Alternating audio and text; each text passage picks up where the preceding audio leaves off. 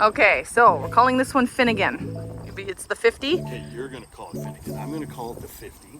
So the 50 represents, it's a 5-ton excavator. So it weighs approximately 10,000 pounds. It's obviously narrower than our large 13-ton excavator. So we need that large 13-ton excavator when we do septic fields and septic tank replacements. But this is the machine we need to use for connecting wells to the house or repairing wells, because we can get into smaller spaces with this machine, and we can dig in a very unique configuration because the boom actually swings off center. So we can maneuver this machine into very tight quarters, do the excavation we need to do the repairs we need to do, and get out without making a big mess. The smaller rubber tracks are less damaging than the big metal tracks, but it doesn't have as deep of a digging depth. This will dig down to about 11.5 feet, whereas the big one goes down to 17 feet. Okay. So they have different purposes, but this is a great little machine for what we need it for. And ultimately, we're motivated to reduce the amount of mess that has to be made with these. Yes, it is unfortunate that when you have any type of work that needs to be done, we have to excavate, and it's messy. Your yard is going to be a little bit disturbed, but we do our best to return it to as similar condition as possible. We have a little blade on the front. We can roll over the spot, try to make it as level so that in the future you can just add topsoil and go right back to cutting your grass. Okay.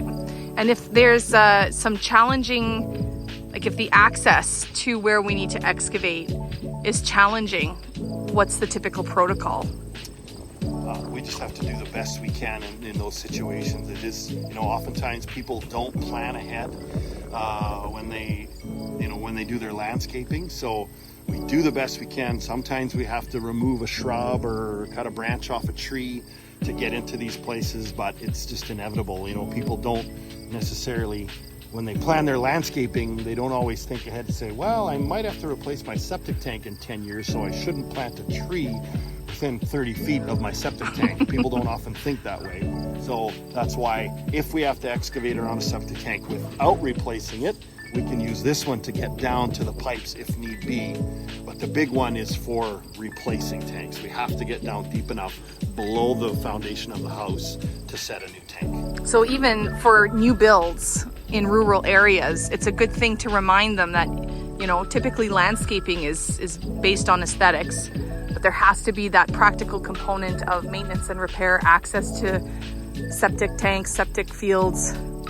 Yeah, we just try to remind folks not to build a deck over your septic tank. It's preferred if you don't, because then when the time comes to replace it, if it needs replacing, the deck has to come off the house. So if people are considering building a deck over their septic tank, at the very minimum, give us a call and we can come have a look. But most of the time, it's not recommended to build anything over top your septic tank. Awesome.